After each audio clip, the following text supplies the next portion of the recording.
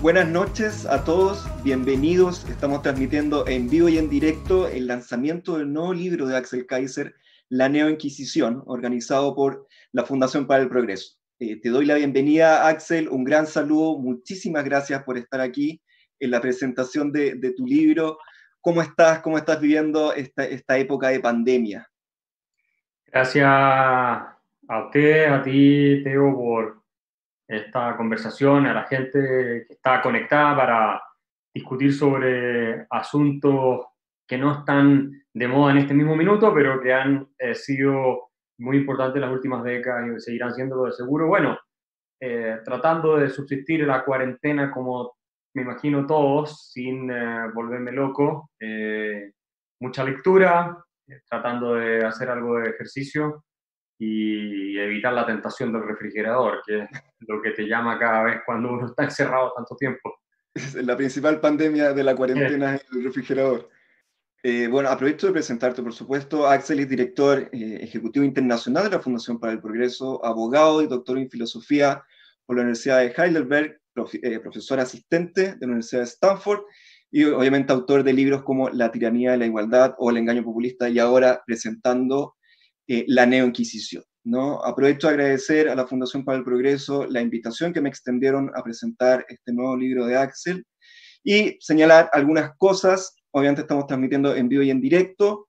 Habrá efectivamente un espacio para las preguntas del público. A todos quienes nos están escuchando pueden dejar sus preguntas a través del canal de YouTube o Facebook, que estamos transmitiendo por ambos canales. Y al final de este programa, al final de esta presentación, vamos a anunciar los 3 ganadores del libro, de este libro de Axel, la Neo-Inquisición, firmado, obviamente autografiado por Axel, ¿no? Así que por favor estén atentos y síganos en todos los canales Facebook y YouTube de la Fundación para el Progreso. Pero bueno, vayamos al grano. Axel, estamos en una época un poco confusa, ¿no? Irregular, con mucha pandemia, con cuarentenas, con mucha ansiedad, adictos generalmente a las redes sociales. Hemos sido testigos de un aumento en la polarización, sobre todo lo hemos visto acá en Chile desde, vamos a decir, ha aumentado desde el 18 de octubre. Vamos a decir, se ha deteriorado, denigrado el debate público. Hemos visto como tristemente las posiciones irreflexibles que no dan el brazo a torcer, que todo es moralizado, que cualquier argumento es llevado al plano moral. Y esto, obviamente, sumado a una era de la información donde la posverdad ha sido protagonista, ¿no? Y la conjunción de estas cosas nos da un producto muy provechoso para el debate racional, lo has dicho tú en diversas columnas, y esto empeora con, vamos a decir, si una corriente, una ideología, una forma de pensamiento. Obviamente en esta presentación lo vamos a tratar de resolver, que es la corrección política, ¿no? El motivo por el cual estamos acá. Y quiero partir con esta pregunta. ¿Qué te llevó finalmente, qué te motivó a escribir, a hablar sobre la corrección política? Sobre todo porque en base a tus libros también escribes sobre contingencia, ¿no? El populismo, la miseria del intervencionismo, son temas que obviamente te atraen, y preguntarte justamente por la razón de qué te atrajo escribir sobre corrección política. Yo te diría que la razón principal fue, la voy a poner en una imagen, ¿eh? Aquí está la portada, esa mano que ustedes ven ahí, que supone la persecución, la denuncia, la pretensión de superioridad moral del que apunta con el dedo a otro, se estaba extendiendo a tal punto que me parecía una atmósfera ya intolerable, no solamente en Europa, Estados Unidos, donde está muy enfocado el libro, sino también en Chile. Este reclamo de superioridad que tienen quienes denuncian a otros y se presentan como virtuosos frente a la ciudadanía porque son capaces de exhibir niveles de indignación moral por cuestiones que consideran incorrectas de un modo totalmente impúdico, ¿no? Es un exhibicionismo moral que hace mucho tiempo se tomó las redes sociales y los medios de comunicación. Lo estamos viendo hoy día con la pandemia de la misma manera. De quién se puede ver mejor frente al resto, quién se muestra más indignado, quién dice que se preocupa más del prójimo y quién denuncia de manera fulminante a alguien que supuestamente está cayendo en algún pecado, en alguna herejía. Entonces ese es un clima de agresión, de violencia en ciernes, digámoslo así. No hay violencia física directa, pero violencia en el sentido de que se está cultivando un ambiente para que terminemos en actos violentos físicamente. Hay mucha agresividad, conflicto, y ese es el camino al que te refieres tú de la moralización, de la hipermoralización del espacio público, que es básicamente una competencia por quién se ve mejor frente al resto.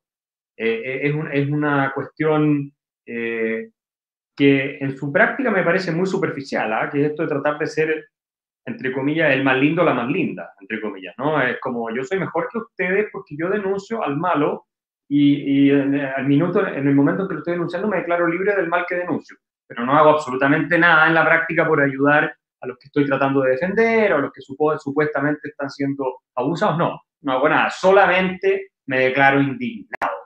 Y con eso le destruyo la reputación, la vida, la carrera a personas que pueden ser perfectamente inocentes o que han cometido algún pecado, en muchos casos, que estos mismos denunciantes han cometido 1000 veces de la misma manera, o peor incluso.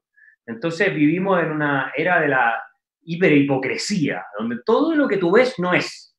Y eso a mí me molestó muchísimo y me motivó a escribir este libro para tratar de encontrar no solo la descripción del fenómeno, sino también el origen del fenómeno y el impacto que este fenómeno tiene, porque no es una cuestión irrelevante desde el punto de vista de nuestra calidad de vida, de la libertad de expresión, de cómo funciona la economía, de la polarización política, es muy relevante. De hecho, es un proceso que puede terminar en conflictos muy complicados, incluso violentos, físicos, ¿no? Sangrientos, si no se detienen a tiempo. Y no sería la primera en la historia humana. Esto no es nada nuevo, por eso le llamé la Neo-Inquisición, porque finalmente, y con esto termino, la histeria moral que se desata, la psicosis colectiva que se toma a estos inquisidores o neo-inquisidores en este caso, es muy parecida al pensamiento religioso clausurado que imperaba en la época de la Inquisición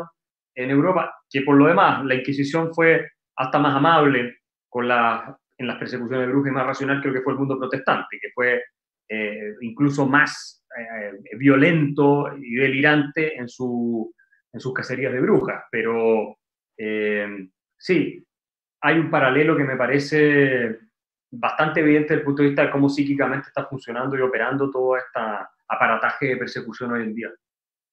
Justamente el concepto clave ahí es la caza de brujas, ¿no? Al principio del libro haces la comparación entre la Inquisición de esos momentos con la caza de brujas, y si uno revisa tu libro, creo, en mi opinión, hay una columna vertebral bastante identificable, que es este concepto de la caza de brujas, pero también es interesante que en esta línea argumental, donde revisa el origen y la historia de la corrección política, viene acompañado con un relato del Fausto de Goethe, ¿no? Sí. ¿Hay alguna particularidad en esto? Porque es bastante llamativo. ¿Qué te llevó a que este relato del Fausto, de este famoso literato, acompañara la línea argumental de esta Neo-Inquisición? El libro, a diferencia de los anteriores que he escrito, hay muchas referencias literarias. ¿Ah? De hecho, abro con una cita de Mark Twain, no de una de sus novelas, pero sí de alguna de sus reflexiones sobre lo que fue la Europa de la Inquisición, para introducir el tema. Tengo referencia, obviamente, a Orwell, pero también a varios otros autores. Goethe es uno de ellos. A mí me parece que él pudo plasmar en estas obras famosísimas, el Fausto, y hay otras más, no solo esa, lo que le ocurre al ser humano cuando pierde el camino de la racionalidad, cuando renunciamos, ¿cierto?, a la discusión de la razón, a las ciencias, que es una cuestión en la cual Fausto ya no cree, en la búsqueda de la verdad a través de la ciencia, es una cosa muy frustrante, y nos arrojamos al mundo de las emociones y de las pasiones, y de los impulsos más primarios, que nos hacen sentir vivos, por un lado, es cierto, porque conecta con lo más intenso de nuestro espíritu, pero por otro lado, como bien lo manifiesta Goethe en esa obra, en Fausto, termina convirtiéndose en el camino al infierno. De hecho, Mefistófeles es el demonio y Fausto termina haciendo este pacto con el demonio para poder lanzarse ese camino de las pasiones y de vivir intensamente y abandonar la ruta de la racionalidad, si uno quiere, porque cree que el conocimiento o el descubrimiento lo va a adquirir por ese camino. Y la historia es una tragedia, ¿no? Entonces, básicamente yo tomo este recurso porque creo que hay una gran sabiduría en los clásicos de la literatura universal para entender el fenómeno humano de manera integral. Y por eso utilizo los diálogos de Fausto. Algunos de los diálogos son muy pocos, que yo, en comparación al libro, que es un libro muy, muy completo, muy largo, para ilustrar este punto, que es que si nosotros dejamos que las pasiones predominen y que la racionalidad sea desplazada a un segundo plano, que es lo que está ocurriendo hoy en día. La esfera pública está convertida en un concurso de víctimas y de emociones completamente desatadas, y quien las logra estimular de manera más intensa es el que resulta ganador en esta competencia, donde incluso la evidencia científica ya no se acepta, no se tolera, porque es políticamente incorrecta, es decir, no se ajusta a la ideología, a los dogmas de la nueva fe establecida. Bueno, este camino que estamos siguiendo es el que el Fausto de Goethe señala como una receta segura para una tragedia, para una gran tragedia. Y el Fausto termina, yo lo describo, termina muriendo gente. Al final, Fausto hace muy mal negocio al haber pactado con el demonio, y colapsa lo que tú más valoras.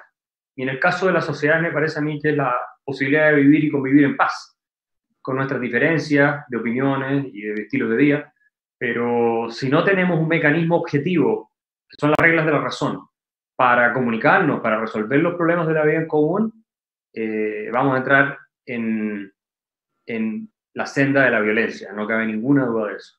Y la antesala de la violencia, de la sangre, de la guerra civil, es el colapso de la esfera pública como un espacio de diálogo racional para ser reemplazado por uno en que se instala la emotividad, las pasiones, las emociones. Y eso facilita el tribalismo, se articula el ellos contra nosotros, no tenemos nada en común, somos víctimas del otro grupo, son los opresores, hay que rebelarse, hay que atacarlos, hay que destruirlos. Cuando esas pasiones se desatan ya es muy tarde, ya llega un punto de no retorno.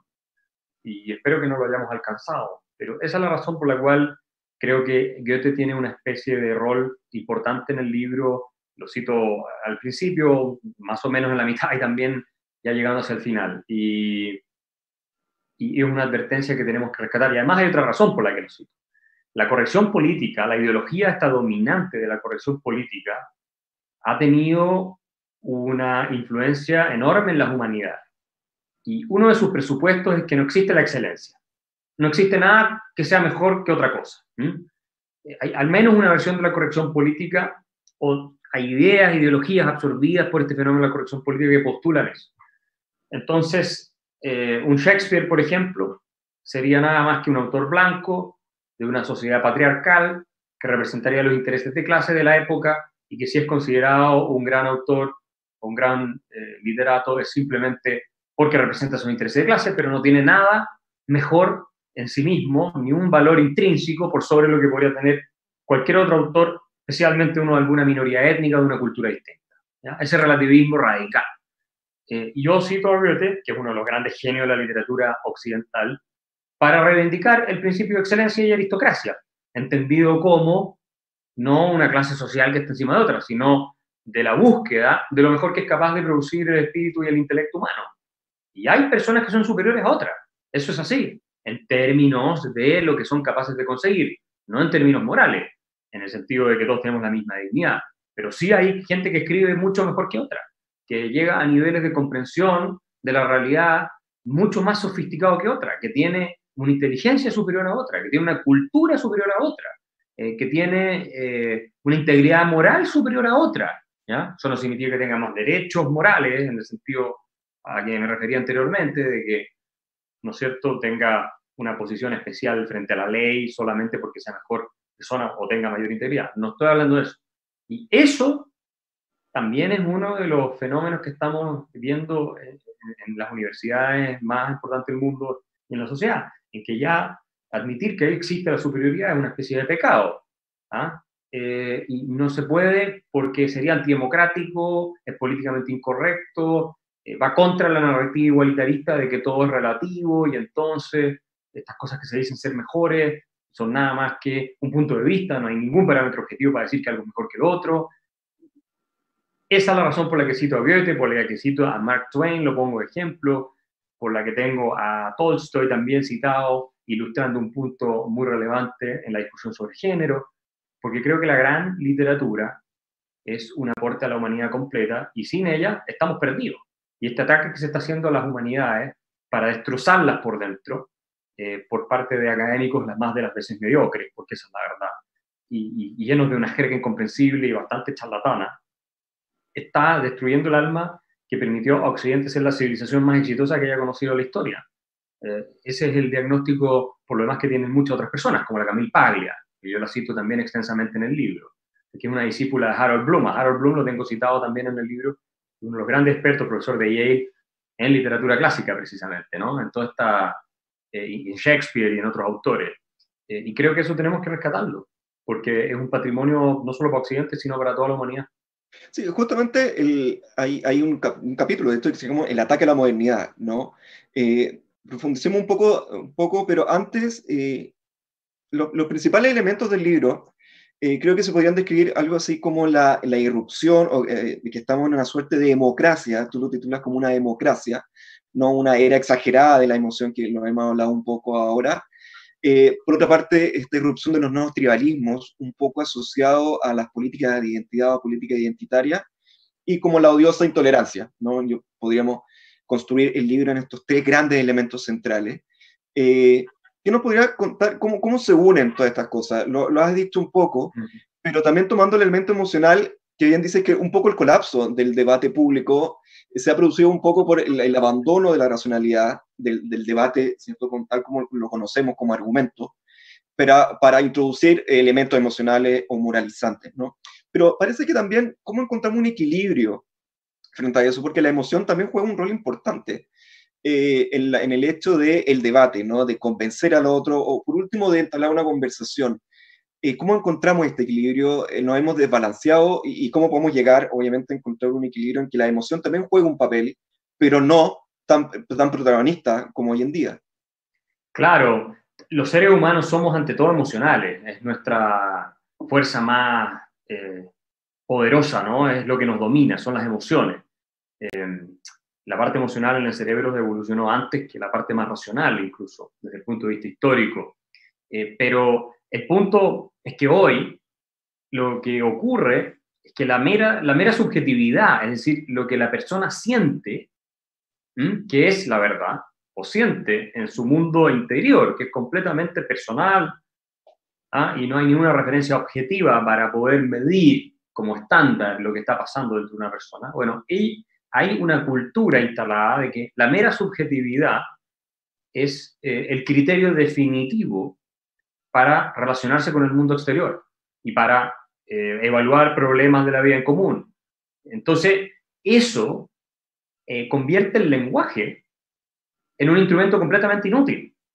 Es lo mismo que estar tratando de comunicarnos con otros a través de sonidos, te fijas tú, como los simios, que hasta eso tiene más sentido de comunicación, porque finalmente, si yo no tengo un parámetro objetivo al cual referirme que es independiente de tu percepción interior, que es distinta a la mía, por definición, porque somos seres distintos, entonces no podemos comunicarnos. Si yo hablo de una mesa como una mesa y tú entiendes que la mesa es una silla, para ponerlo en términos grotescamente burdos, no hay comunicación posible, estamos hablando de cosas distintas. La mesa es un objeto exterior que nosotros hemos denominado mesa, que tú y que yo concordamos en que esa cosa que vemos es una mesa, ¿ok? No queremos irnos a la argumentación filosófica más compleja a la que puede llegar esto, porque entonces ya perdemos el foco de lo que estoy tratando de decir. Pero si no tenemos ese mínimo consenso de que hay parámetros objetivos a los cuales podemos referirnos, no podemos conversar en torno a eso. Lo mismo ocurre con cosas como la esclavitud, por ejemplo. Yo cito el caso de Andrew Sullivan, el periodista norteamericano, que tiene un diálogo con una mujer afroamericana y la mujer afroamericana lo increpa y le dice que ella hoy día es una esclava, tal como los afroamericanos eran esclavizados antes de la guerra civil en Estados Unidos. Y Sullivan es un hombre blanco, es homosexual, pero un hombre blanco le dice, pero no puedes negar todo el progreso que ha habido, no tiene ni una relación lo que existe hoy con lo que existía en esa época. Y él le dice, a ti no te corresponde como hombre blanco cuestionar mi realidad de mujer negra. Entonces, ¿qué es lo que ocurre? Que si yo sostengo que la esclavitud no es una categoría susceptible de análisis racional, es decir, basado en las leyes de la lógica y la evidencia, y por el contrario lo convierto en una cuestión de mera subjetividad, de exclusiva subjetividad, entonces es imposible tener una discusión sobre la esclavitud, porque para ti la esclavitud es una cosa, para mí es otra. Y entonces, efectivamente, podrías tener personas que son dueñas de otra y la obligan a trabajar forzadamente para ello, y para esa persona, subjetivamente, eso no es esclavitud. También podría ser el caso, ¿cierto? Podría decir, este dueño de esclavos podría decir, no, si no son esclavos, porque yo defino el esclavo como lo que yo siento que es un esclavo. Y si tú lo sientes distinto, bueno, es problema tuyo. Podemos llegar a ese absurdo, como el mismo caso de esta mujer, que sostiene que es una esclava. Obviamente no es una esclava, tiene igualdad ante la ley, tiene todo tipo de derechos constitucionales, puede tomar las decisiones que quiera, no trabaja forzada para nadie. Entonces, tú haces colapsar a tal punto la esfera pública como espacio de diálogo racional, que es a lo que apuntaba Goethe, en el fondo el mensaje, ¿no es cierto? No era dado en este contexto, pero cuando haces colapsar la racionalidad a tal punto, ¿qué le dices tú a una persona así? Que se siente que es esclava y que va a demandar de la clase política soluciones para su problema de que es una esclava, y que están fundadas en su mera subjetividad, en sus meras emociones, y que esas emociones por lo demás no tienen un anclaje en la realidad. Entonces, ahí yo es donde cito a Jonathan Haidt, a Greg Lukianoff, porque él es psicólogo social, Haidt, ¿cierto? Y dice que una de las ideas más nefastas del mundo moderno, de lo que estamos viviendo hoy día, no de la modernidad en general, sino que del mundo actual, es esta de que tienes que confiar en tus sentimientos, y que eso es lo que se le enseña a las nuevas generaciones. Y existe incluso una terapia que se llama Cognitive Behavioral Therapy, en que lo que básicamente te enseñan para que tus emociones no te dominen y no te hagan pensar de manera catastrofista, por ejemplo, que eres una esclava o un esclavo, cuando en realidad no lo eres, es someterlas a un filtro de realidad, de una verdad objetiva independiente de tu mundo interior. Porque en la medida en que tú pasas tus emociones por ese filtro de realidad, logras ponderarlas, y entonces el pensamiento que tú estás teniendo se modera, se matiza, te calma, y dejas de tener esa ansiedad desatada, esa depresión desatada, esa agresividad también sin límite. Y cuando la esfera pública se convierte en un concurso de quién se muestra sus emociones más fuerte y de manera tribal, no hay posibilidad de vida civilizada, desaparece completamente. Y esto es un punto que Karl Popper también hacía, la importancia de la racionalidad. Y cuando tú tienes, por ejemplo, fenómenos como el nacionalismo desatado, el nacionalismo más extremo, que puede ser el nacionalsocialismo, de tipo étnico, ¿no es cierto? Eso es una cuestión tribal, es una ideología tribal basada en emociones que se estimulan a partir de ese discurso y que no tienen un sustento en la realidad. Son instintos, pulsiones, que el discurso logra articular, identifica a un responsable de todos los males. En el caso del nacionalsocialismo es claro, eran los judíos, ¿cierto? En el caso de los comunistas, que hacen exactamente lo mismo, es la clase capitalista. Y en el caso de lo que estamos viendo hoy día, es el hombre blanco heterosexual, como lo plantea Jonathan Haidt en el análisis que hace. Es él el responsable de todos los males. Entonces, eso es una fórmula para el desastre y para crear además generaciones totalmente frágiles, los famosos snowflakes o copitos de nieve que se derriten con cualquier adversidad. Entonces, tenemos que tomar conciencia de esto, porque de lo contrario, vamos a terminar destruyendo la base de existencia de la democracia. La democracia no puede subsistir en una sociedad tribalizada. Entonces, para resumir, Tú tienes hipersensibilidad, hiperemotividad, no filtrada por el principio de realidad y racionalidad. Eso te lleva necesariamente a estas categorías de víctima-victimario en que se funda la neoinquisición y el nuevo tribalismo que emerge ahí. Y eso te produce conflicto de unos grupos con otros, porque son esos grupos con sus emociones, lo que ellos sienten, como víctimas de este otro grupo que empieza a sentir también resentimiento por cómo lo están atacando y se junta en función de características que son más bien externas a su responsabilidad, a su raza, su género, lo que sea. ¿Te fijas? Y se producen estas tribus, que ya el individuo se anula completamente, y ahí se están fermentando las condiciones para una guerra civil y para un conflicto violento. Sí, justamente el colapso democrático, ¿no? Y como bien tú dices, esta suerte de poner lo subjetivo por sobre la realidad, me hace recordar un poco, y aquí vengo a recordar y a decir que tú tienes una suerte de análisis de la serie Black Mirror en el nuevo podcast de la Fundación para el Progreso, Sonido Libre, que habla un poco respecto a cómo estas realidades distópicas nos juegan un poco en contra. Así que aprovecho de recomendar el podcast de la Fundación para el Progreso, Sonido Libre, lo pueden buscar en Spotify, y obviamente el análisis que haces tú, Axel, de la serie Black Mirror. Recordarles que estamos totalmente en vivo y en directo, reflexionando y comentando el nuevo libro de Axel, y que recordar, habrá espacio para preguntas del público, así que mientras estamos conversando, pueden dejar sus preguntas en los comentarios de YouTube y Facebook. Ya estamos transmitiendo por esos canales. Profundicemos un poco en este tema de la corrección política, ¿no? Tú haces una suerte de recorrido histórico, un fenómeno que obviamente no es el fenómeno, ¿cierto? La nueva Inquisición, como tú bien dices, es lo que se está llevando a cabo, pero la corrección política nace ahí por las décadas 60, 70, toma fuerza en los años 80 y rejuvenece, parece ser, en la época actual, ¿no? Pero tampoco hay consenso, mucho consenso, creo yo, sobre, y esto lo podemos conversar, sobre lo que significa la corrección política, ¿no? Hay quienes dicen que efectivamente es algo así como una ola civilizatoria, que viene a reivindicar un poco o en defensa de las minorías que han estado invisibilizadas a lo largo de la historia o dentro de la sociedad, pero que ingenuamente se le fue de las manos, vamos a decir, se le escapó un poco esta ola civilizatoria y se extremizó, de manera tal que llegamos a los resultados que tú bien me describiste como la trivialización. Hay quienes lo niegan, dicen que no existe algo así como la corrección política y que finalmente es una suerte del producto de la modernidad.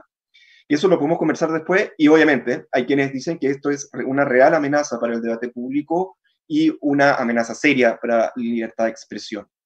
Por lo tanto, no hay una suerte de consenso. Muchos dicen que es una forma de pensamiento, una corriente. Tú tomas postura porque la describes como una ideología, ¿no?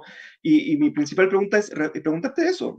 ¿Por qué tomas la postura de definir a la corrección política como una ideología y no como las demás ramas de diferentes intelectuales que también la describen de otras formas? Yo diría, y lo planteo en el libro, aquí lo muestro de nuevo, que la corrección política deriva de ideologías, porque es más una cosa, es una práctica cultural, social, que tiene una inspiración en determinadas ideas, en percepciones de lo que es justo, de lo que es injusto, pero sí creo que hay un cuerpo teórico lo suficientemente desarrollado. Yo toco los temas en el libro, hablo, por ejemplo, de la Escuela de Frankfurt, profundizo en un escrito de Herbert Marcuse sobre la tolerancia represiva, hablo de los posmodernos franceses y toda esa visión de que Occidente sería una civilización execrable, abusiva, creada por el hombre blanco occidental para su propio beneficio, marginando a todos los demás grupos, y que somos, en definitiva, la escoria de la humanidad, ¿no? Somos peores que cualquier otra civilización que haya existido. Es el diagnóstico que está instalado y que se repite sistemáticamente por los profetas de esta neoinquisición, que no aceptan una discusión sobre la base de la evidencia científica ni de las reglas de la lógica tampoco, en muchos casos. Lo interesante es que esta denuncia de las ideologías o filosofías, corrientes intelectuales que han terminado creando este clima de opinión, viene también de personas de centro-izquierda. No es una cuestión que los conservadores están hablando, como Roger Scruton, que es gran filósofo de los últimos medio siglo, conservador británico, falleció hace poco tiempo, y que él habla de que estamos entrando en una nueva era de oscuridad. Bueno, él no es el único. O sea, si tú ves Camille Paglia, que no es una persona necesariamente del mundo conservador, al revés, una feminista bastante ícono del movimiento en los 60, que ha escrito muchísimo. Ella es muy dura con todo lo que fueron estas doctrinas, el postestructuralismo. No vamos a entrar en ese detalle, pero estos pensadores tipo Foucault, Lacan, Derrida y otros más, ella mete a Lacan también en este grupo, y se indica como responsables de la destrucción de las humanidades en las universidades occidentales, especialmente en Estados Unidos. Y como los creadores, en el caso del feminismo particular, de la nueva policía, esta policía del pensamiento y de la corrección política. Ella usa ese concepto y lo atribuye a esta gente. Lo mismo si tú lees al profesor de Yale, a Bloom, que yo cité, cuando hace el análisis de lo que estos pensadores posmodernos, Foucault y otros, han hecho con la literatura, con los grandes clásicos, que ha sido básicamente una obra de demolición, sin ofrecer nada como alternativa. Una obra completa de demolición. Y él es durísimo. Les ve una responsabilidad en atacar pilares esenciales de la civilización occidental. Por destruirlo, es una especie de afán destructivo. Nada más. Son como los jokers de la academia. Quieren romper por romper.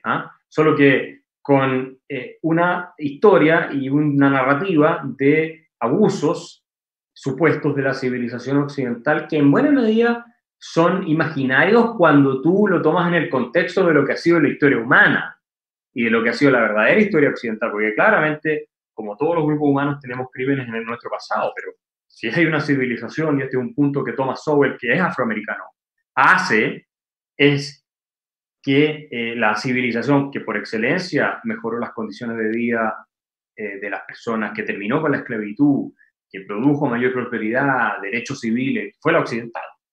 El mayor respeto por el individuo. Eso viene de Occidente. Eso no lo inventaron en Asia ni en África. Eso viene de Occidente. Y eso no lo reconoce este grupo de intelectuales inspirados en el marxismo, con diferencia con Marx, pero inspirados en las corrientes marxistas, que viene después. Habermas sí lo reconoce, y de hecho yo cierro el libro con una cita de Habermas, curiosamente.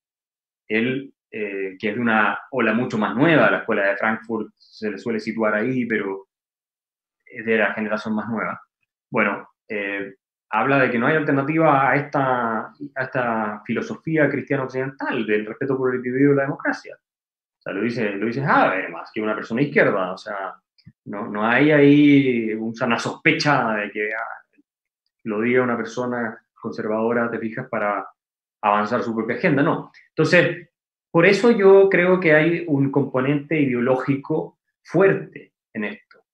Hay un cuerpo, una doctrina desarrollada de manera sistemática, con una raigambre en una tradición que es la marxista, que tiene un objetivo, que es la demolición de el principio, yo diría, fundamental de Occidente, que es la confianza en la razón y la libertad individual.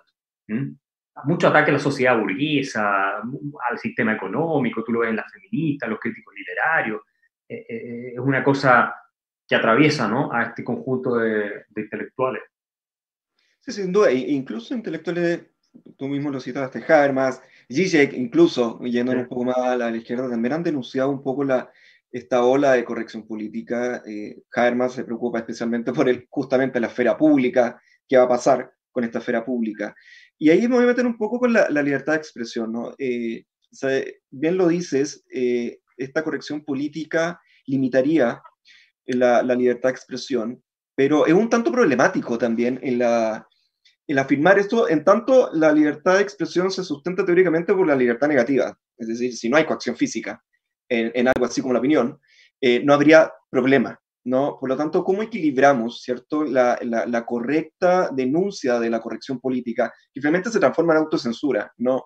Yo no digo cosas por miedo a obviamente, esta corriente de corrección política, pero al parecer, como no hay coacción física, no habría algo así como el impedimento a la libertad de expresión, ¿no? Resulta un tanto problemático, pero tiene algo de sentido. Entonces, ¿cómo equilibrarías este sentido de que efectivamente es una limitación a la libertad de expresión, pero parece no encontrar sentido en su fundamento teórico, en la libertad negativa? Yo creo que hay dos o tres puntos que hay que hacer. El primero, recogiendo a John Stuart Mill, ¿no? Es que la libertad no es solamente, me parece, la capacidad de actuar sin ser sujeto a coacción arbitraria por parte de terceros, que eso es fundamental, sino que también requiere para esa consolidación de hecho a nivel jurídico que una cultura determinada lo apoye. Acuérdate que John Stuart Mill en su ensayo sobre la libertad habla de que la misma sociedad, la comunidad puede convertirse en un tirano más formidable y más aplastante que el peor de los déspotas. Yo tiendo a pensar que cuando una cultura avanza por el camino de reprimir, primero socialmente, ciertas expresiones, manifestaciones eh, de la diversidad humana, de opiniones, de formas de vida, no se demora mucho en que esa transformación cultural se termine cristalizando en normas legales y en un Estado que también va a reprimir la expresión de algún cierto tipo, qué sé yo. De hecho, yo en el libro tengo los estudios que muestran cómo ha retrocedido la libertad de expresión en Occidente de manera increíble en los últimos 50 años, ¿cierto? Precisamente por nuevas legislaciones que sancionan, entre otras cosas, los famosos delitos del hate speech o los discursos de odio, cosas por el estilo, cuya interpretación y definición es cada vez más amplia. Y que hoy tenemos menos libertad de expresión que hace 30, 40 años atrás, en muchos casos. Y a mí me parece que se está reflejando en la legislación y en la solución política de estos temas o la aproximación política a estos problemas, la transformación cultural e intelectual que se fue incubando durante muchas décadas en las universidades occidentales, especialmente en las humanidades. Dicho eso, la sociedad hoy es más represiva de lo que es el mismo Estado, sobre todo en Estados Unidos, donde la Corte Suprema sigue siendo muy defensora de la libertad de expresión, la más probablemente flexible en el mundo respecto a las cosas que se pueden decir. Y a mi modo de ver, lo que tenemos que entender es que la libertad no es un principio abstracto, sino una práctica cultural. Hayek siempre explicó, ¿cierto?, que la libertad es una conquista civilizatoria. ¿Ah?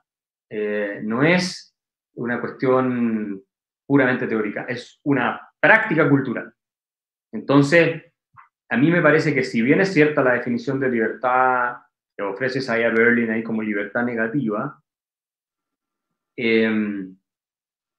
se queda un tanto corta y debiéramos complementarla en el caso de la libertad de expresión con lo que postula John Stuart Mill y Karl Popper en el sentido de la tolerancia. O sea, un clima de tolerancia, de respeto por el otro, aunque no te guste lo que dice, y de no atacar violentamente, porque tú dijiste, bueno, no hay violencia, cada vez hay más funas violentas, hay más gente que se interpone de manera agresiva en la opinión de otros, pero descontando eso, hay que cultivar ese espíritu de tolerancia y de respeto que tal vez es más propio de la tradición republicana que de la tradición liberal pura y dura. Esto como de la responsabilidad cívica, de lo que significa ser un buen ciudadano, el respeto por el otro, el deber, ¿no es cierto?, de ser honrado, de cumplir con tus obligaciones de ciudadano. Es difícil separar las tradiciones porque se entremezclan muchas veces en distintos niveles. Y sin embargo, creo que es importante rescatar este aspecto cultural de la libertad, y que tiene que ver más bien con la tolerancia a la opinión distinta, a la vida, a la forma de vida diferente. Y esa tolerancia no pasa solo por un tema de que el Estado no te prohíba, sí pasa también por que nosotros ejercitemos de alguna manera un respeto, ¿no es cierto?, por expresiones que son legítimas también en la esfera pública y las refutemos por lo que son, pero sin tratar de destruir a la persona. O sea, cuando tú estás en una sociedad donde alguien que piensa una cosa y la dice, o una poeta o un músico que escribe una canción, pierde su carrera y ya no lo publica nunca más y no puede seguir adelante en su vida, o un poeta no le publican los libros porque está diciendo algo que puede ser ofensivo para ciertos grupos. Yo tengo casos en mi libro de gente que se queja de eso, de artistas que se quejan de eso. Bueno, ya no está en una sociedad libre realmente. Estás transitando hacia una sociedad con un clima totalitario que tarde o temprano, sin ninguna duda me parece a mí, de generalizarse termina llevando a una represión estatal cada vez más intensa, que yo también la tengo registrada en el libro. Sí, de hecho, ilustras muchas cosas las que dices con ejemplos bien concretos y obviamente con citas de otros intelectuales, autores, etc. Veamos un poco, lo habíamos hablado, este ataque a la modernidad, ¿no? Porque también se dice, ¿ya?, de que la corrección política, a medida que las sociedades avanzan, progresan, ¿no?, alcanzan otros estándares de vida, engendran algo así como estas olas civilizatorias que hayamos hablado un poco de esta forma o postura de tratar o de mirar a la corrección política. Tú obviamente tomas la postura distinta, es decir, es un ataque lo que hace la corrección política a la modernidad.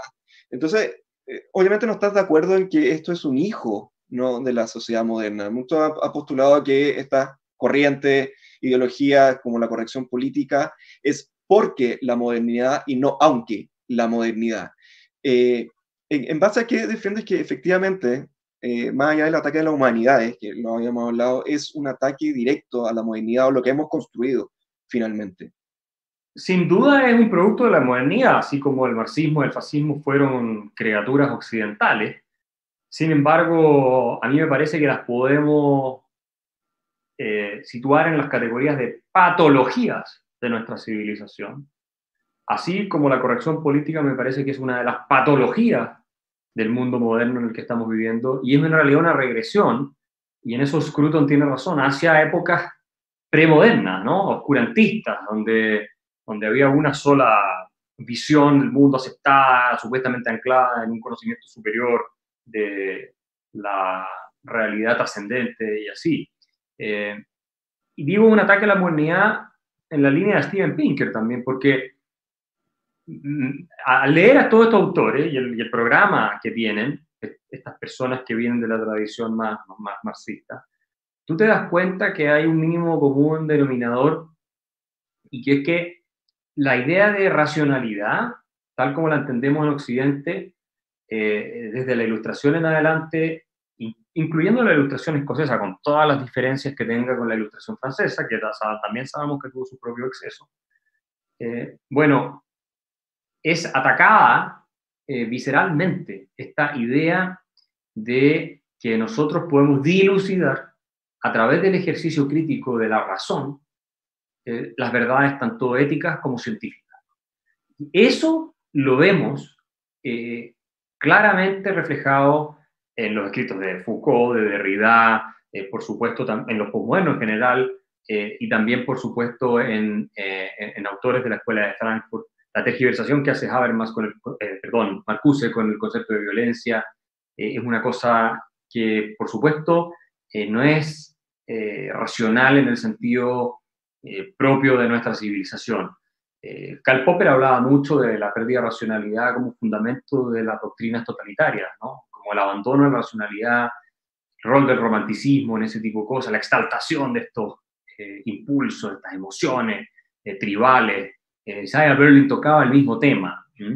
Y yo creo que estamos en este minuto enfrentando eso. Steven Pinker tiene toda la razón cuando él dice en su libro La tabula rasa, ¿no?, que es más antiguo, él dice, bueno, hay un culto, ¿no?, hay una especie de culto religioso acá, que está haciendo imposible incluso la discusión científica, porque la argumentación racional basada en la evidencia científica no se condice o no necesariamente es compatible con sus postulados ideológicos. Y yo cuando hablo de ideología también quiero rescatar un punto que hacía Jean-François Revel, que es el que las ideologías son doctrinas independientes de la realidad. ¿ah? Plantean una descripción del mundo y una prescripción de cómo el mundo tiene que ser, ¿ah? Sin tomar la verdad o la realidad ni como fuente de información, ni como juez del correcto fundamento de la acción. Esas son las palabras literales de Jean-François Rabelais. Y eso es lo que estamos viendo hoy día, una reacción que es contraria a los principios de la ilustración, básicamente del diálogo racional, de la ciencia, de la también discusión sobre la base de la lógica y cierta razonabilidad en los temas morales y éticos. Se pretende crear una doctrina, una religión, que tú o adhieres a ella incondicionalmente, o eres un hereje al cual hay que destruirte. No hay término medio. No hay posibilidad de diálogo ni de discusión para acercar posiciones. ¿Es lo que ellos dicen o no es? Bueno, ciertamente esa es justamente la neoinquisición, ¿no? El aspecto claro, religioso. Y de ahí surge este fanatismo, y surge este totalitarismo, y esta cosa de eslóganes como hay que creerle a las mujeres cuando denuncian, sí o sí. Nunca hay que poner en duda la palabra de una mujer. Ese típico conducta tribal totalitaria, que destruye, por supuesto, el principio de presunción de inocencia, cualquier consideración humana o de respeto por la dignidad de otra persona.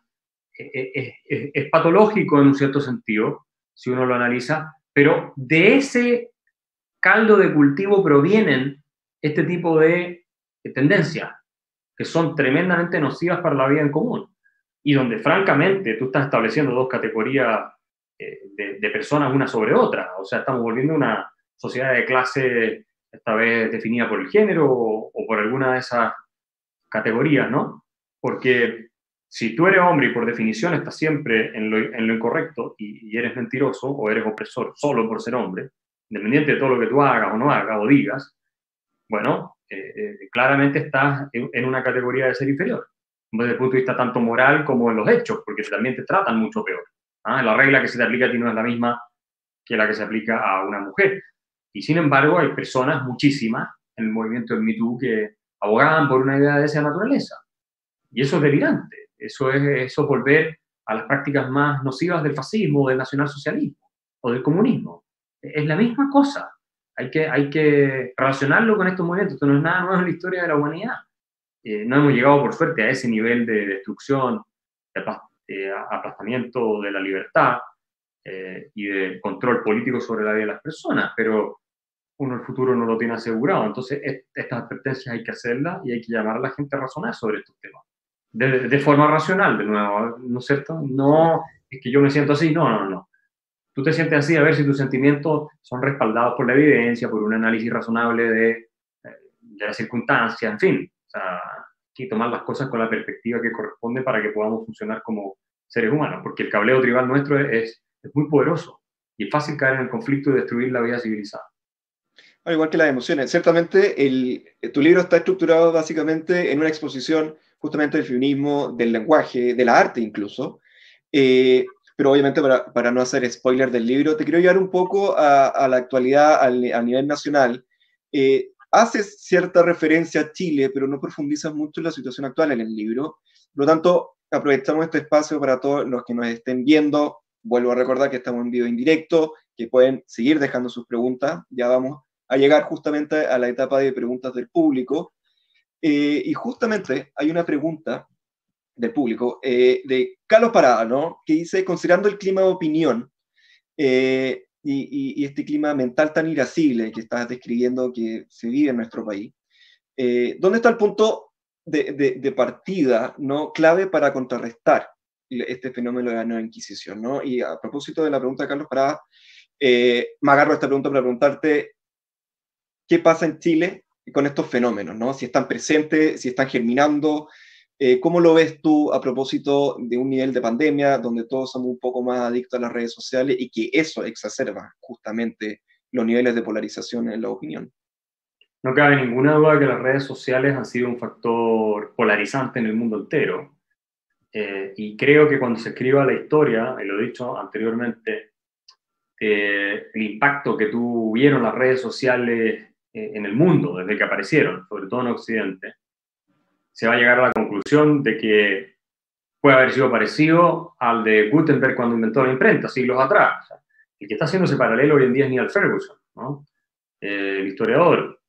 Las redes sociales le dan un parlante a lo que Humberto Eco llamaba los idiotas del Twitter, a gente que lo que tiene de por dentro es podredumbre, es ignorancia, son sus más bajas pasiones, es básicamente, especialmente el Twitter, ¿no? Una especie de vertedero de lo peor que es capaz de producir la psique humana. Y esas personas que antes estaban marginadas de la discusión hoy día tienen una voz y pueden escribirle directamente a cualquier otra. Entonces, sin duda que ha contribuido a polarizar, los estudios te muestran que la gente tiende a seguir a personas que piensan igual que ellos, no interactuar con otros, todo eso es cierto. Y por tanto, hay que educarse en torno a cómo usarlas y advertir los riesgos que implican las redes sociales. Por supuesto, yo no soy partidario de restringirlas ni prohibirlas bajo ninguna circunstancia, pero sí que tomemos conciencia, como toda nueva tecnología, de los peligros que encierra para la vida en común y tener cierta distancia de qué tan representativas son también, ¿no? Porque se tiende a pensar que la verdad es Twitter. No, la realidad no es mucho más que Twitter. ¿Ah? Entonces, yo diría que eso y la forma de enfrentarlo es, no, yo no conozco otro camino que no sea repetir, educar, llamar a las personas a tomar conciencia y elevar los niveles de conciencia, por decirlo de alguna manera, para estar a la altura del desafío que estamos enfrentando. Si no hacemos eso, vamos a terminar en baños de sangre, ¿no? Yo eso no lo digo de manera irresponsable, yo lo digo de manera responsable. La historia de la humanidad es cosa de leer a Harari, ¿no es cierto? El Sapiens es una historia de violencia, de criminalidad y de asesinato. Entonces, no es imposible volver a eso. Esa ha sido la regla general en la historia.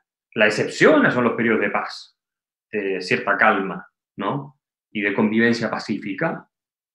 Pero si estimulamos las pulsiones tribales que están latentes en los seres humanos y los llamamos a unirse en grupos en que se dividen unos contra otros, en función no ya de la dignidad personal, que eso impide el tribalismo, sino de tu pertenencia en función o producto de etnia, género o cualquiera de esas cosas, puedes terminar con tremendas guerras civiles o conflictos inmanejables. Esto lo advierte Thomas Sowell en sus escritos, yo lo tengo citado en mi libro. Él es afroamericano y una de las cosas que dice, dejen de estimular el odio racial en Estados Unidos. Se lo dice a los activistas de izquierda y a los de la identity politics, estas políticas de identidad, que básicamente es articular los intereses de un determinado grupo, ¿no es cierto?, en contra de otros para sacar ventajas de poder sobre los demás. Eso es la identity politics, las políticas de identidad, hacer política en función de la identidad. Entonces, los afroamericanos por acá, los blancos por acá, los asiáticos por acá, los latinos por acá, cada uno en un grupo chocando con los otros, reclamando ser oprimido o discriminado por los demás, buscando beneficios, leyes que opriman efectivamente al que dicen que los discrimina o que los oprime, y con eso subvierten el orden liberal y la igualdad ante la ley, que es lo que está ocurriendo. Y por supuesto produce un resentimiento enorme desde la otra vereda, lo cual al mismo tiempo alimenta reacciones que terminan empeorando la visión de los que creen ser las víctimas, y entonces se compone todo esto y termina en un mundo cada vez más politizado, donde ya si eres representante de una cierta idea, de un cierto partido, ya no puedes ir a un restaurante a comer algo porque te hacen la vida imposible, va a haber gente ahí que se te va a tirar encima, no te van a atender, en Estados Unidos ha pasado mucho eso. Entonces cuando politizas toda la vida común, estás a las puertas de una guerra civil, o sea, en algún minuto va a venir un conflicto a gran escala. Eso es así, siempre las guerras civiles son antecedidas de procesos de este tipo. No digo que esto va a pasar, pero me parece que si no contenemos este escalamiento que se está dando de tribalismo y de polarización, vas a terminar en algún minuto con un conflicto que no va a ser ya solamente a través de Twitter. Justamente un círculo vicioso, y Twitter tiene ese morbo, ¿no?, de encontrar lo peor, parece, de las opiniones del ser humano, y parece que a uno le gusta un poco meterse en eso. Justamente, bueno, Vicente Ramos había preguntado el rol de las redes sociales, creo que ya respondimos a esta pregunta. También pregunta Ricardo Palma, justamente esto, el tema de las redes sociales. ¿Qué piensas sobre el rol de las fake news, ¿no? Las noticias falsas en torno a la persecución y censura que hay en estos momentos? Otro tema, gran tema, que son las fake news. ¿Qué rol juegan en esto también, Axel? Hay mucha fake news cuando se trata de destruir el carácter y la reputación de alguna persona. Se distorsiona lo que dijo. El caso de Roger Scruton, que hicieron una cacería de brujas, pero la tengo descrita en el libro, muy impresionante en Inglaterra, es emblemático, pero es uno de los muchos. Tim Hunt, el premio Nobel de Medicina, que también le destruyeron la reputación en Inglaterra, es otro ejemplo más. Los ataques que ha recibido John Finnis, el famoso profesor de filosofía del derecho, básicamente de derecho natural en Oxford, es otro ejemplo, y así, y muchos más. Entonces se distorsionan las cosas que se dicen, se inventan, se fabrican relatos falsos. Esto ocurre también desde todos los sectores y trincheras políticas, ¿no? O sea, en la batalla por el poder no hay aquí personas que sean mucho más limpias que otras. Yo creo que lo utilizan de manera descarada ambos bandos. Y confunde, polariza, se generan relatos ficticios de nuevo para estimular pasiones sobre problemas como la inmigración o fenómenos de diferencias económicas entre ricos y pobres. Todo ese tipo de cosas se distorsionan, se manejan falsamente o se inventan historias de que tal persona dijo o hizo algo que jamás dijo, jamás hizo, o que hay una conspiración gigantesca para que Trump sea presidente de la República, financiada por los rusos, que puede haber habido algo de involucramiento, pero al final todas las investigaciones demostraron que no era verdad. El fiscal especial designado terminó demostrando que no era cierto. Esto no es que Trump no use fake news y no las aproveche en su favor, por supuesto. Nadie va a poder declararlo él libre de ese pecado, no. Pero efectivamente distorsionan la posibilidad que tiene el público de acceder a una información más veraz y que le permita tener una visión relativamente objetiva de los asuntos que se están discutiendo. Y polariza. El objetivo de las fake news es galvanizar a una base, a un determinado grupo, para moverlas políticamente en una dirección o ideológicamente. Y eso es negativo. Ahora la historia de la fake news es más antigua que el hilo negro. O sea, eso es algo que existió siempre en la historia humana, las fake news. Lo que pasa es que hoy día se difunden con mayor facilidad.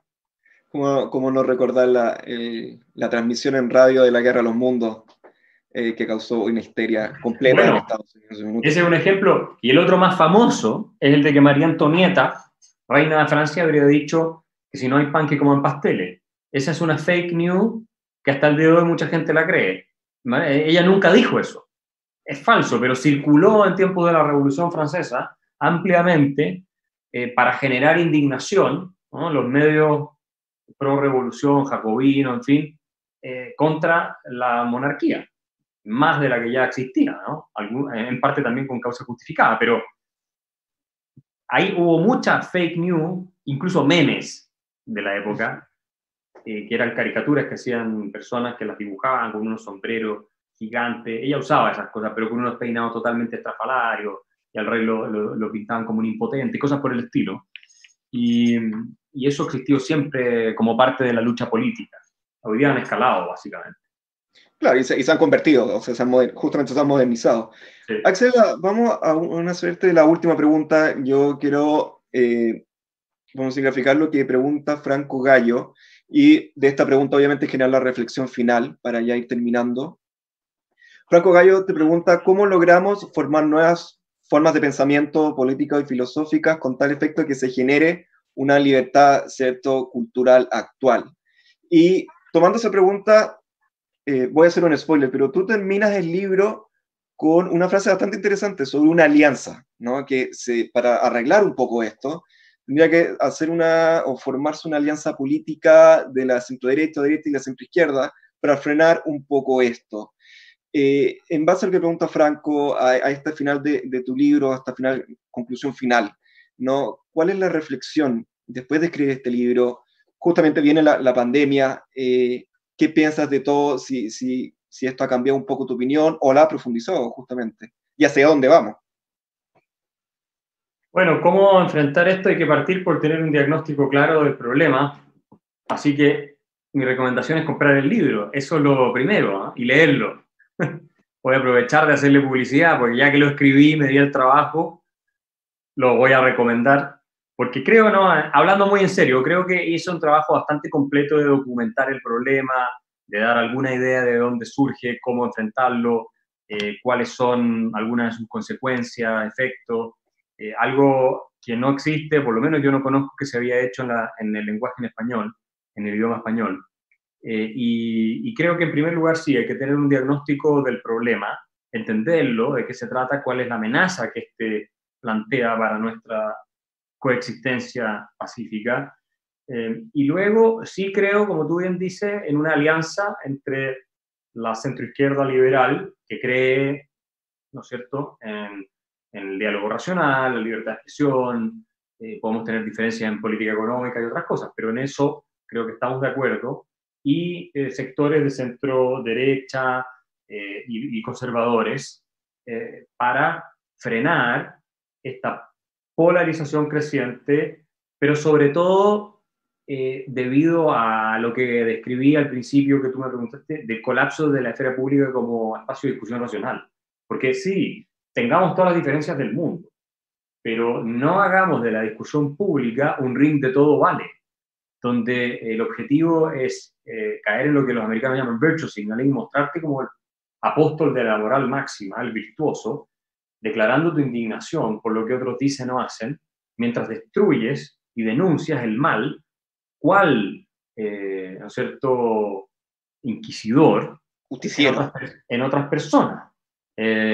Porque eso solamente alimenta malos y destructivos impulsos en los seres humanos, la rabia, el resentimiento, las ganas de destruir al otro, lo peor que tenemos en nuestro aparato cerebral, en nuestra psiquis. Y por tanto, tenemos que, los que tenemos influencia, no decir, oye, estamos de acuerdo en todo. No, no es que estemos de acuerdo, no es eso. Precisamente porque no estamos de acuerdo, que tenemos que defender el mecanismo que nos permite convivir en ese desacuerdo. Y ese mecanismo para mí no es otro que la cultura del diálogo o la discusión racional, que es aquella basada en la evidencia y la ley de la lógica, y que en general no busca la destrucción reputacional o de carácter de la persona debido a sus atributos que podríamos llamarlos aleatorios o arbitrarios, como pueden ser su raza, su género, su etnia. No se puede decir, es que tú porque eres hombre entonces no puedes opinar de los temas de las mujeres, porque eso es una forma de tribalismo inaceptable. Eso no tiene una justificación cuando estamos hablando de temas que puedan ser debatibles en base a evidencia científica, en base a cuestiones de sentido común. O tú no puedes hablar de cómo superar la pobreza porque no eres pobre. Es una falacia eso. Tampoco se puede decir. Los economistas mejores del mundo que entienden cómo superar la pobreza no son pobres, ninguno de ellos. Y son sus soluciones las que permiten que la pobreza se vaya reduciendo. Entonces, por poner un ejemplo, pero esa alianza la tenemos que hacer. Y es una alianza en defensa del espacio público. No es una alianza de que pensemos lo mismo en todo, pero como sí estamos de acuerdo en un mínimo, que es rescatar la racionalidad, combatir esta hipersensibilidad y llamar a todos a ser responsables por su vida, a ser responsables por sus emociones y filtrarlas, ¿no es cierto?, con este principio y este sedazo de realidad. Bueno, si logramos construir esa alianza, creo que tenemos alguna opción de ir moderando este fenómeno, y ahí tenemos que defender la libertad de expresión de la gente también que no nos gusta lo que dice. O sea, cuando es atacada una persona de una cierta sensibilidad ideológica, filosófica, tenemos que defender su derecho a plantear su posición, independientemente de que estemos en la vereda contraria. Eso es lo que va a permitir la vida civilizada. Y ese es el llamado que hace finalmente en la conclusión del libro, y obviamente se le responde la pregunta a Franco Gallo. Axel, te quiero agradecer muchísimo el tiempo, las reflexiones. Creo que es un libro, si lo puedes mostrar de nuevo, porque obviamente estamos hablando de tu libro, que ha sido ya un éxito de venta, ya está un poco agotado incluso. Sí. Demuestras, lo describes, haces un origen histórico, das soluciones. Creo que es un libro bastante completo respecto a justamente lo que hemos conversado. Y obviamente aprovecho de ya anunciar los ganadores de este libro, La Nueva Inquisición, autografiado por Axel. Los ganadores son Javier Labrín Jofré, Franco Álvarez y Daniela Villalobos. A ustedes los van a contactar vía mail, la gente de la Fundación para el Progreso, para, obviamente, la respectiva entrega de los libros La Nueva Inquisición por Axel Kaiser. Axel, te quiero agradecer muchísimo el tiempo, las reflexiones. Obviamente es un fenómeno que va a seguir, tu libro va a servir de base para entender muchas cosas que se nos vienen por delante. Los recordatorios de, por favor, les pedimos que vean Sonido Libre en Spotify, el podcast de la Fundación para el Progreso, donde Axel también hace otro análisis de series, películas, es bien interesante. Y señalarles el lanzamiento mañana de Disidentes, es otro proyecto de la Fundación para el Progreso, mañana jueves 28 de mayo, a las 20 horas, ya a través de los mismos canales actuales, Facebook y YouTube, vamos a lanzar el proyecto Disidentes, ya el tema principal es